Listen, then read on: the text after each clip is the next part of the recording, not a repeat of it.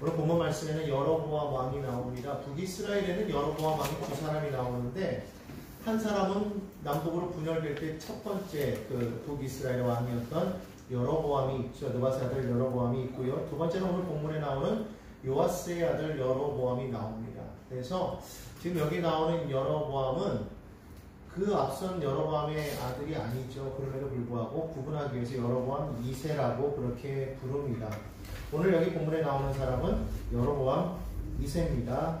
그가 아마스야 제15년에 이스라엘의 왕이 되었다고 그렇게 말을 하는데요. 무려 41년 동안을 통치했다고 그렇게 성경은 표현하고 있어요.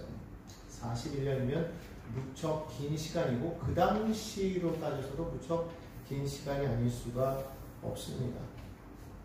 특별히 이 이스라엘의 왕조에 나오는 그 왕들의 그 왕의 그 기간들, 재위 기간들을 보면 무척 긴 시간이었던 것을 우리가 분명하게 알 수가 있어요. 그런데 그가 그냥 단순히 오래 통치만 한 것이 아니라 또 그의 업적을 보면 이스라엘 국경을 하맛 어귀까지 그리고 아라바 바다까지 회복하였다고 그렇게 말을 합니다.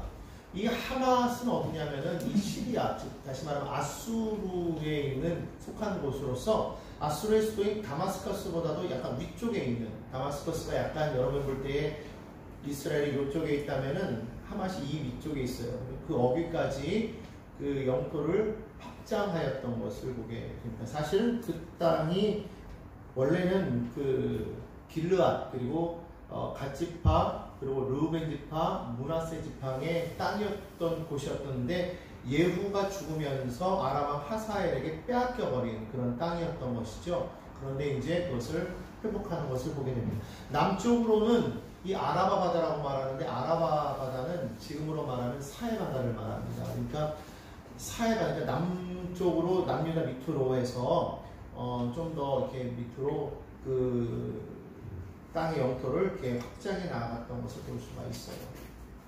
그러니까 쉽게 말하면은 우리나라로 따지면은 광개토 대왕 같이 이렇게 영토를 확장해 나갔던 그런 왕이다. 이스라엘에게 있어서는 그러니까 다윗과 솔로몬 때의 그런 그 모습을 거의 회복했다라고 합니다. 그때 당시에 남쪽에서는 우시아가 왕이었었는데 우시아 시대 그리고 이 여로보암 2세 시대 때 남유다가 급격하게 팽창을 하게 돼요. 그래서 강력한 그런 나라를 차지하게 됩니다. 사실 오늘 이 확장되는 모습에 대해서 성경은 뭐라고 말하고 있습니까? 25절 보니까 이렇게 말하죠. 그것이 아미떼의 아들 선지자 요나를 통하여 하신 말씀이라고 되어 있으니까 하나님께서 이미 예견하시고 예언하셨다는 거예요. 그렇게 번성할 수 있도록 그렇게 말씀하셨다고 그렇게 말을 합니다. 당시에 이 경제적으로나 군사적으로 아주 어마어마한 그런 그 성장을 이루어서 역사학자들이 봤을 때 이 시기를 실버 에이지, 은백 시대라고 그렇게 통칭하기도 합니다. 그 정도로 아주 막강한 군사력을 가졌던 그런 시기였어요. 사실 그렇게 될 수 있었던 것은 이 여로보암 2세가 상당히 그 통치력도 강하고 카리스마도 있고 그 능력도 많은 것도 있었겠지만은 그리고 또 그가 오랫동안 통치했죠. 장수했다는 거예요. 그런 것이 이제 영향력이 있었겠지만은 당시의 국제 정세가 그렇게 될 수 있도록 많이 도와줬다라는 것입니다. 사실 그동안에는 이스라엘이 여러분 계속해서 우리가 보았지만은 어느 나라와 계속 전쟁을 벌였었죠? 북이스라엘이 아람과 계속 전쟁을 벌였지 않습니까? 이 아람이 계속적으로 이스라엘을 많이 괴롭혀왔다는 거예요. 더군다나 그 위쪽으로 이제 신흥 강대국의 아수르가 등장하면서 이 아수르와 아람에 의해서 북이스라엘이 길을 펼 수가 없었다는 것이죠. 그런데 당시에 이 아수르가 좀 약간 이렇게 쇠퇴하는 그런 모습을 겪게 됩니다. 사실 그 이전까지만 해도 살마네세 그 3세가 등장하면서 아수르가 그 신아수르 부흥기라는 그런 기를 맞이하게 돼서 아주 강력한 그런 그 최고점에 이르는 그런 때가 되는데 그러다가 이 사람이 죽고 나면서 아수르가 이렇게 침체하게 돼요. 사실 그 이후에 또 바로 이어서는 아니지만 그 다음에 일어난 왕이 있는데 그 왕 때에 사실은 좀 약간 이렇게 회복되는 그 모습입니다. 지난번에 제가 여러분이 아마 설명드렸을 거예요. 아단니나리 3세라는 사람. 이 사람이 등장해가지고 주변을 약간씩 이렇게 점령이 나아가면서 특별히 아람을 공격해서 그래서 그것을 좀 약간 힘을 빼앗아버리는 그런 역할을 하게 되는 것을 보게 됩니다. 그러니까 이와 같이 지금 그 아수르가 아람을 침으로 인해서 아람이 힘이 많이 빠진 데다가 그리고 이 아수르의 등장으로 인해서 아수르를 경계하느라 남쪽에 있는 이 이스라엘을 신경 쓰지 못하는 이때 또 그런 데다가 아수르가 망하지는 않았지만 힘을 잃어버리는 그러니까 살마네세 3세가 죽으면서 점점점 이렇게 쇠퇴해 나가는 그리고 아단니나리 3세가 그가 또 죽으면서 완전히 한 80년간을 이 쇠퇴기를 접어들게 돼요. 그렇게 되면서 이 이스라엘이 주변에 아무런 탈취할 수 없는 그런 사람들이 없었다라는 것이죠. 그래서 그때에 이제 막강한 이제 부흥기를 이루게 되었다라고 그렇게 말씀을 하고 있습니다. 그때 이제 회복했던 땅들이 앞서서 말했던 그런 땅들이고 이 땅들이 사실은 그 이전에 선대 왕이 빼앗겼던 그런 땅을 다시금 회복했다라는 거예요. 그런데 실제로 성경은 이 모습에 대해서 뭐라고 말씀하고 있느냐? 오늘 26절에 보니까 이렇게 말씀하고 있다라는 거예요. 이는 야훼께서 이스라엘의 고난이 심하여 매인자도 없고 노인자도 없고 이스라엘을 도울 자도 없음을 보셨다라는 겁니다. 사실은 이스라엘이 지금 이렇게 회복할 수 있는 그런 입장이 아니었다라는 거예요. 그런데 27절은 이어서 뭐라고 말합니까? 야훼께서 또 이스라엘의 이름을 천하에서 없이 하겠다고도 아니하셨다라는 거예요. 그래서 요아스의 아들 여로보암의 손으로 구원하심이었더라 성경은 그렇게 표현합니다. 무슨 말이냐 하면 하나님의 도우심으로 나라가 부강하게 되었다는 거예요. 실질적으로는 주변에 도울 사람이 아무것도 없다고 그렇게 말하고 있지 않습니까? 그러니까 우리가 어떨 때 우리가 잘 될 때 보면은요 그것이 내가 능력이 있어서만 반드시 되는 게 아니에요. 내가 지혜가 있어서 되는 것이다. 힘이 있어서 되는 것이다. 그게 아니라는 거예요. 아무것도 없는데도 불구하고 돼요. 또 사실 그럼에도 불구하고 하나님 앞에 바로 섰느냐? 그렇지도 않아요. 그런데도 돼요. 왜? 하나님께서 하신 말씀이 있기 때문에 그렇다. 뭐냐? 아무런 도움이 없지만은 이미 하나님의 자녀이기 때문에 내가 너를 멸하지는 않겠다라는 거예요. 멸하지는 않겠다. 그러니까 도와는 주시는 거예요. 그러니까 내가 능력이 없어도 지금 내가 뭐 마땅히 그런 게 아니래도 경제적으로 성공하고 사회적으로 성공하고 군사적으로도 성공할 수 있다고 지금 그렇게 보는 거라는 것이죠. 조금 히터를 틀어서 좀 더울 수도 있으니까 좀 졸리시더라도 참고서 보시기 바랍니다. 그러면서 뭐라고 말씀하십니까? 이스라엘이 영토를 회복하게 하는 이유에 대해 다시 한번 말씀하시는 것은 야훼께서 이스라엘의 이름을 천하에서 없이 하겠다고 아니하셨기 때문이다. 하나님께서 없이 하고자 하시면 이미 없어졌겠죠. 근데 그렇게 하지 않겠다고 하니까 하나님께서는 그냥 그대로 두신 거고 그 당시의 환경을 또 하나님께서 다스리고 계셨기 때문에 아람뿐만이 아니라 또한 이 아수르에 대한 것도 하나님이 다스리고 계셨기 때문에 성경을 보면 아모스서에 보면은 초반에 이 주변 나라에 대한 그런 이야기들을 하고 있음으로 인해서 하나님께서 이스라엘만 다스리시는 것이 아니라 온 세계 모든 나라를 다스리고 계시는 온 세상 만물의 주인 되신 하나님이시라는 것을 보여주고 계시기 때문에 사실은 그런 모든 것들이 연관되어져서 이스라엘의 이와 같은 일들이 일어날 수가 있었다는 것입니다. 자, 그렇게 되면 사실은 그 모든 것이 하나님의 은혜이므로 하나님 앞에 바로 서야 되겠구나 그렇게 하는 게 맞겠지만 여로보암 2세는 그렇게 하지 않았다라는 겁니다. 성경 오늘 본문 뭐라고 말씀하고 있습니까? 오늘 아까 보니까 24절에 보니까 이렇게 말하지요. 야훼 보시기에 악을 행하여 이스라엘에게 범죄하게 한 느바세 아들 여로보암의 모든 죄에서 떠나지 아니하였다고 성경은 그렇게 말합니다. 그와 같은 하나님의 은혜를 주셨는데도 불구하고 깨달을 만한데 그가 그러하지 아니하고 하나님을 버리고 혼합주의적인 신앙을 가졌다는 거예요. 여러분, 여로보암의 길이 무엇인지 아시죠? 그것은 혼합주의적인 그런 신앙을 말합니다. 하나님 앞에 온전히 하나님을 섬기는 것이 아니라 그와 같은 혼합주의적인 신앙을 가지는 것 또한 하나님께서는 그것을 죄악으로 보신다는 것입니다. 오늘 그것 때문에 하나님께서는 그들에게 하나님의 심판을 선포하시는 거예요.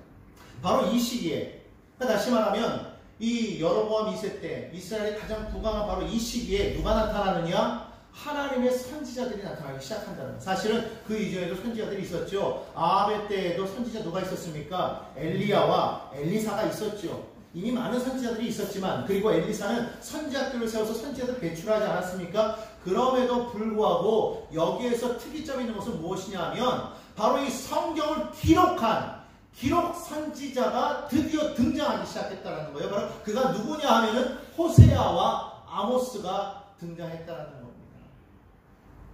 호세아와 아모스 선지자는 바로 이때에, 이 여로보암 2세 때에 바로 이 북이스라엘에서 활동했던 그런 선지자들, 최초의 그런 기록 선지자예요.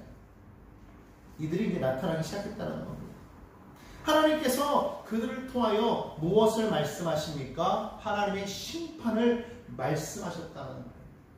당시 이스라엘은 나라가 많이 부강했습니다. 부강한 만큼 그 나라는 어땠느냐? 부정과 부패와 종교의 타락이 극에 달았다. 바로 그때 하나님께서 이 두 선지자를 보내서 이스라엘에게 하나님의 심판의 말씀을 전하셨다는 겁니다. 호세아 4장 7절에 이렇게 말합니다. 그들은 번성할수록 내게 범죄하니 내가 그들의 영화를 변하여 욕이 되게 하리라. 번성할수록 범죄하였다는 거, 여러분 어디서 많이 들어본 이야기 같지 않습니까? 어디서 들어봤어요? 창세기 6장에 보면 6장 1절에 나오죠. 그때 뭐라고 말합니까? 우리 창세기 6장 한번 다 펴보도록 하겠습니다. 한번 말씀을 다 같이 보겠습니다. 창세기 6장 1절입니다.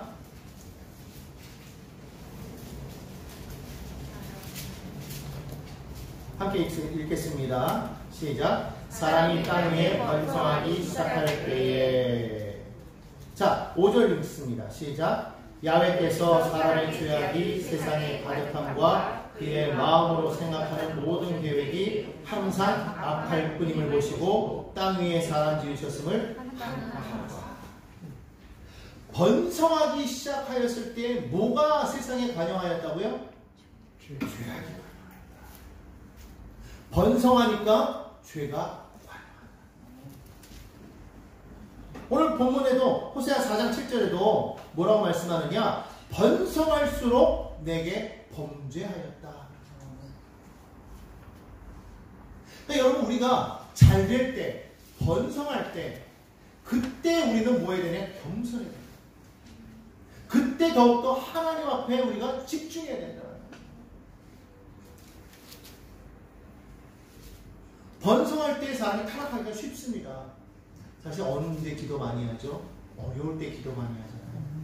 힘들고 어렵고, 물론 힘들고 어렵다고 다 기도하는 건 아니지만 그래도 통상 보면 대부분 힘들고 어려우면 나와서 하나님 앞에 막 금식 기도하고 새벽 기도하고 철야 기도하고 막 예배해요. 기도해요. 근데 잘 되면 그때부터 안 나. 잘 되면 안 나. 제가 아는 어느 그 집사님도 보니까 뭐 집도 크게 사서 뭐 세 주고 뭐 식당도 잘 되고 막 그러다가 갑자기 그 외환위기 닥치면서요. 그때는 IMF 닥치면서 뭐 다 잃어버렸죠. 공장이 다 옮겨가고 뭐 그러면서 집 다 날리고 식당 다 날리고 완전 빈털터리가 돼서 가족들 다 흩어지게 됐을 때 그분이 그때부터 시작해가지고 한 3년인가를 새벽부터 철야가 매일 빠지질 않아요. 하나님 그 부부가 놀랐어요. 철야 새벽 계속 이게 지속이 되니까 힘들잖아요. 그러니까 와서 막 자는 안에 있어도 거기서 예배하는 거예요. 눈물 흘려 기도하는 거예요. 그러고 나서 하나님이 길을 열어주시는데 정말 알지 못하는 사람에게서 막 도움이 오는 거예요.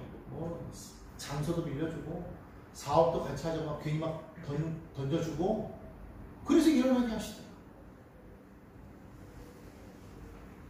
그분들은 그래도 감사하게 뭐냐면 그러고 나서 또 계속해서 섬기고 계속해서 봉사하는 걸 제가 봤어요. 은혜죠. 근데 어떤 사람은 기적을 체험했어요. 기적을 체험하니까 바로 떠나는 거야. 예전에 한번 말씀드렸죠. 병 고침 받고 났더니 신난다고 밖으로 돌아가요. 여러분, 우리가 정말로 하나님 앞에 우리가 정말 깨어 있어야 됩니다. 잘 될 때 여러분 더 기도해야 되는 거예요. 아멘. 오늘날 우리나라의 기도가 사라졌다고 그러는 이유가 뭔지 아십니까? 우리나라가 잘 살게 됐다. 옛날에는 교회마다 막 그냥 새벽에 철야 때 막 그냥 기도하는 사람들, 막 눈물을 흘려 기도하는 사람들 막 세고 셌어요. 그냥 그때 뭐가 많이 간증이 많아.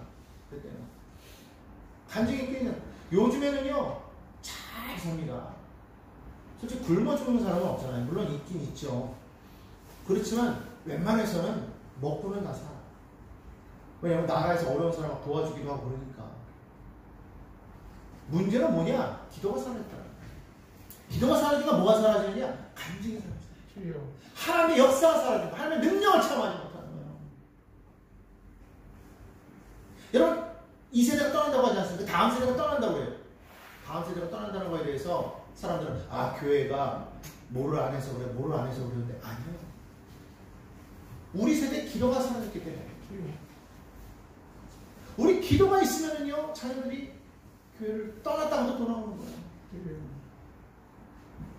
그러니까 결국 뭐냐? 우리가 기도가 지금 빠졌다는 거예요. 너무너무 잘 삽니다. 너무너무 잘 살아요. 그런데 이 사람들이 너무너무 잘 사니까 하나님 앞에서 막 범죄하는 겁니다. 어떻게 범죄하느냐? 아모스 8장 6절에 보니까 이렇게 말해요. 은으로 힘없는 자를 사며 신 한 켤레로 가난한 자를 사며 찌꺼기 밀을 팔자 하는도다. 은으로 사람을 산대요. 신 한 켤레로, 신 한 켤레. 요즘 신 한 켤레 보통 얼마 합니까? 뭐 비싼 것도 물론 있겠죠. 명품 같은 거는. 그러나 웬만하면 뭐 한 5, 6만 원이면 사나요? 그 신 한 켤레에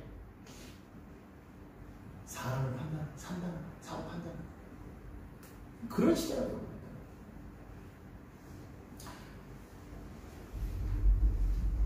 뭐 뇌물은 뭐 자신들이 살아가는 데 있어서 어마어마한 방법이었고 불의한 재판이 일어나기 일상이었었다는 것이죠.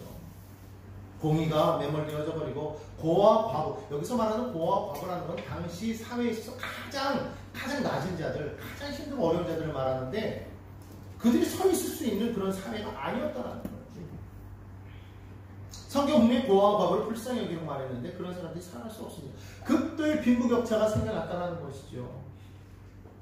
오늘 우리의 모습과 다르지가 않습니다. 어느 나라나 이러한 것은 동일하죠. 그렇기 때문에 당연한 거라고 우리는 생각해서는 안 된다는 것이죠. 성경에서 보면 하나님의 나라는 달라야 된다고 그렇게 말씀을 하십니다. 하나님께서는 우리를 통해서, 하나님의 백성들을 통해서 이 땅의 모든 나라, 모든 사람들이 복을 받기를 원하신다는 거예요. 창세기 10장 2절로 3절에 하나님께서 아브라함을 부르실 때 뭐라고 말씀하셨습니까? 내가 너로 큰 민족을 이루고 내게 복을 주어 내 이름을 창대하게 하리니 너는 복이 될지라. 너를 축복하는 자에게 내가 복을 내리고 너를 저주하는 자에게 내가 저주하리니 땅의 모든 족속이 너로 말미암아 복을 얻을 것이다. 아멘. 누구로 말미암아요? 하나님의 백성들, 하나님의 나라든 우리를 통하여서 땅의 모든 사람들이 복을 얻게 되기를 원한다는 겁니다. 오늘 여러분들이 내는 그러한 모든 헌금들을 통하여서, 여러분들이 살아가는 모든 것들을 통하여서 여러분들이 정말로 이 땅 가운데 흘러가게 해야 돼요. 요즘에 역11조라는 게 있다고 합니다. 역11조가 뭔가 했더니 11조는 하나님이 내게 주신 그 은혜 가운데에서 10분의 9는 내가 쓰고 10분의 1은 하나님 앞에 드리는 거 아니고, 사실 그 10분의 9도 사실은 하나님께서 내게 청지기적인 사명을 가지고 맡기신 건데, 요즘에는 어떤 일이 일어나냐면요, 워낙에 이제 이렇게 벌이가 좋아지다 보니까 10의 1조에서 10의 2조, 10의 3조, 10의 4조, 10의 5조, 심지어 10의 9조까지 간다는. 그러니까 하나님께 드리는 게 더 커지고 내가 가지고 있는 것이 더 작아지는 역11조가 요즘에는 점점 많아지고 있대요.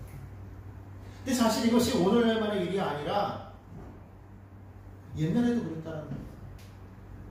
록펠러 같은 사람은 사실 그의 가진 그 부는 지금으로 따지면은 뭐 사실인지 아닌지 모르겠지만은 그가 가진 그 재산으로 당시에 일본 열도를 살 수 있을 정도의 큰 부를 가지고 있었다고 그러죠. 그가 가진 그 재산은 지금의 어떤 사람도 따라갈 수 없을 정도로 어마어마한 부를 가졌다고 하지 않습니까? 그랬던 그가 사실은 처음에는 그가 그렇게 되기까지는 엄청나게 못된 사람이었다고 해요. 예수를 알기 전이었기 때문에 지독하게 남에게 그 뭡니까 월급도 안 주고 했던 그런 사람이었던 사람이 예수 믿고 난 다음에 죽기 6개월 전에, 다시 말하면 사형 선고를 받고 나서 이제 6개월밖에 못 산다는 사형 선고를 받고 나서 그가 정말 하나님을 만나고 변화되고 그러고 나서 그렇게 바뀌었다라는 것이죠. 그러고 나서 그가 6개월밖에 못 사는 그 사람이 병고침 받고 장수하는 그런 놀라운 일들이 일어나게 되고, 아무튼 그가 하나님 앞에 10의 구조를 하나님 앞에 드렸어도 10의 1조 가지고서도 그의 재산이 너무너무나도 많았다는 것이죠. 그 다음에 축복이 아닙니까?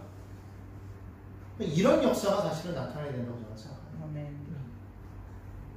하나님의 나라에 있는 모든 백성들이, 하나님의 나라에 있는 모든 성도들이 사업을 할 때 이와 하면 그런 모습을 하면 얼마나 멋있겠습니까?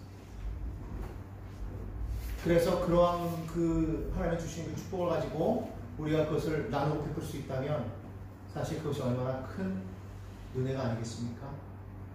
저는 그러한 나라가 되어야 될 줄로 믿습니다. 그러한 교회가 되어야 될 줄로 믿습니다. 바로 그렇게 될 때에 바로 그 나라는 하나님의 제사장 나라가 되는 것이고, 그 교회는 하나님의 제사장 교회가 되는 것이고, 그 성도는 바로 하나님의 제사장들이 되는 줄로 믿습니다. 사실 나라가 흥왕하고 부유하니까 사람들은요 그러한 상황 속에서 아하 하나님의 나라에 가까웠다 그렇게 생각했다라는 거예요. 당시의 사람들은요 자신들이 잘 살게 된 것에 대해서 하나님이 축복하셔서 우리가 잘 살게 되었다고 말합니다. 자신들의 행동이 그렇지 않음에도 불구하고, 사실은 하나님 앞에 온전한 예배자로 서지 못했음에도 불구하고, 하나님 앞에 예배한다고 하면서도 사실 하나님의 공의가 올바로 흘러가지 못하게 했음에도 불구하고 그들은 그와 같이 살았다고 생각했기 때문에 자신들에게 지금 하나님의 나라에 대해서 말할 때 하나님의 나라가 곧 다가온다, 하나님의 축복이 우리 가운데 가까이 왔다, 그들은 그렇게 생각했다고 성경은 말을 합니다. 그러나 사실 그들이 바라봤던 그 하나님의 나라는 사실은 축복의 날이 아니고 성경에 보니까 하나님의 심판의 날이라고 성경은 그렇게 말씀하고 있었다는 거예요. 당시에 선지자였던 아모스는 이렇게 말합니다. 5장 18절에 보니까 화 있을진저 야훼의 날을 사모하는 자여, 너희가 어찌하여 야훼의 날을 사모하느냐, 그 날은 어둠이요 빛이 아니라, 그렇게 말씀합니다. 결국 이 하나님의 날은 무엇을 상징합니까? 사실 믿는 우리 모두에게는 사실 축복의 날입니다. 우리도 지금 기다리고 있지 않습니까? 예수께서 다시 오실 날을, 그래서 이 땅 가운데에서 우리를 구원하실 그 날을 우리는 기다리고 있지 않습니까? 그러나 하나님 앞에 올바로 서지 못한 그들에게는 그 날은 축복의 날이 아니요 심판의 날입니다. 오늘 이것을 우리는 분명하게 알고 있어야 될 줄로 믿습니다. 왜 이런 일이 생겼습니까? 아모스는 그것이 바로 예배의 타락 때문이라고 그렇게 말을 합니다. 아모스서 5장 21절로 23절에 말합니다. 내가 너희 절기들을 미워하여 멸시하며 너희 성회들을 기뻐하지 아니하나니 너희가 내게 번제나 소제를 드릴지라도 내가 받지 아니할 것이요 너희의 살찐 희생을 화목제도 내가 돌아보지 아니하리라. 내 노랫소리를 내 앞에서 그칠지어다 내 비파소리도 내가 듣지 아니하리라. 여러분, 우리는 아까 예배할 때에 처음 시작을 찬양으로 시작했습니다. 우리는 찬양을 합니다. 우리가 찬양할 때 당연히 하나님이 찬양을 받으실 거라고 우리는 생각을 합니다. 그러나 하나님이 기뻐하시는 예배가 아니면 하나님 받으시지 않는다는 거예요. 오늘 성경 뭐라고 말합니까? 너희의 그 노래를 내 앞에서 그쳐라. 비파소리를 내가 듣지 않겠다. 여러분, 우리가 드리는 예배를 하나님 받으신다는 것이 얼마나 큰 은혜임을 여러분 깨달아야 될 줄로 믿습니다. 우리가 드리는 찬양을 하나님 기뻐 받으신다는 것이 얼마나 하나님의 놀라운 사랑의 은혜인 것을 우리가 깨달아야 될 줄로 믿습니다. 하나님께 드리는 이 예배를 하나님께서 기뻐하지 아니하시고 오히려 그것을 실어버리시는 그러한 예배가 되어진다면 그것처럼 슬픈 일은 없습니다. 그 당시에 이 이스라엘 사람들이 예배하지 않았다는 게 아니에요. 예배했다는 겁니다. 그런데 그 예배는 타락한 예배였다는 겁니다. 왜 그렇습니까? 하나님의 뜻을 몰랐다는 겁니다.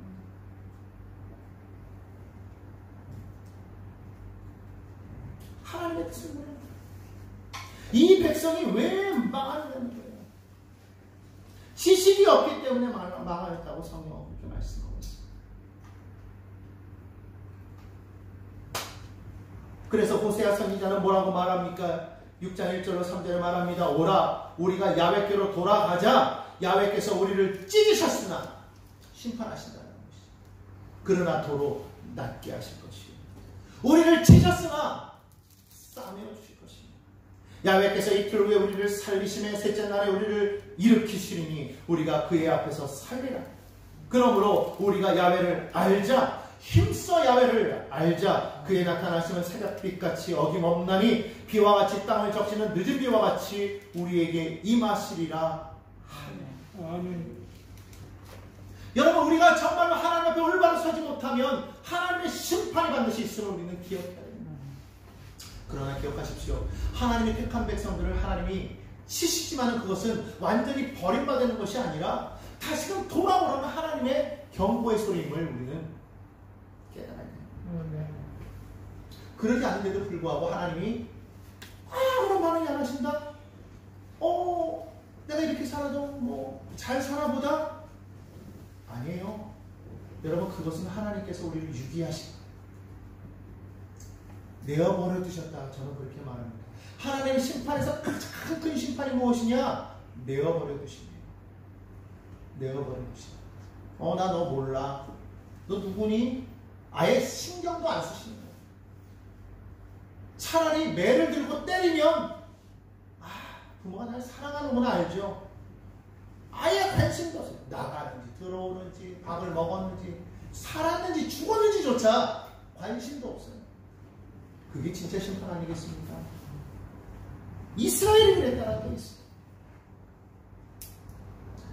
하나님의 나라가 하나님이 통치하시는 나라가 하나님의 통치 가운데 있지 아니하고 성숙하지 못했다. 정의가 물같이 흘러야 되고 공의가 하수같이 흘러야 되는데 그렇지 못했다는 거예요. 오직 했으면 아모스 선지자가 말합니다. 5장 24절에 오직 정의를 물같이 공의를 마르지 않는 강같이 흐르게 할지. 그게 뭐 하는 거라고요? 하나님께 돌아가라. 하나님께 돌아가라. 그것을 보여주시기 위해서 하나님께서는요 계속해서 호세아 선지자를 통해서 그 호세아로 하여금 이 불의한 여인과 결혼하게 하지 않습니까? 창기와 결혼하게 하잖아요. 고멜과 결혼하게 하시잖아요. 고멜이 누구를 뜻합니까? 이스라엘을 뜻합니다. 하나님을 버리고 우상을 섬겼던 이스라엘을 뜻합니다. 그럼에도 불구하고 끝까지 하나님이 사랑하신 그 사랑하심을 호세아와 고멜의 관계를 통해서 하나님께서 보여주고 계시다. 지금은 너희가 내 백성이 아니고 지금은 너희가 실어 버림받았으나 그러나 너희가 다시 내게로 돌아올 때 너희는 다시는 내 백성이 아니라고 칭함이 아니라 이제는 내 백성이라고 칭함받을 것이다. 내가 너희를 버린다고 하지 않고 내가 너희를 나의 자녀라고 내가 말할 것이라고 그렇게 성경은 말씀하고 있다. 오늘 여러분들이요 오늘 우리의 삶에 여러분 어떠한 형통함이 있습니까? 번영이 있습니까? 잘 되고 있습니까? 여러분 이러할 때일수록 더욱더 우리의 믿음을 돌이켜봐야 될 줄로 믿습니다. 아멘. 우리가 지금 어디에 서 있는지 지금 내게 말씀하시는 하나님의 뜻은 무엇인지 하나님 내가 어떻게 살아가기를 원하시는지 우리는 물어봐야 될 것 같아요. 어제 정선희 집사가 그 얘기할 때 그 얘기하잖아요. 자기는 지금까지 한 번도 하나님한테 물어보지 않았다는 것이 하나님 내가 어떻게 살아야 됩니까? 하나님 나를 향한 하나님의 뜻이 무엇입니까? 한 번도 물어보지 않았다고 했죠. 여러분 맞습니다. 우리는 물어봐야 돼요.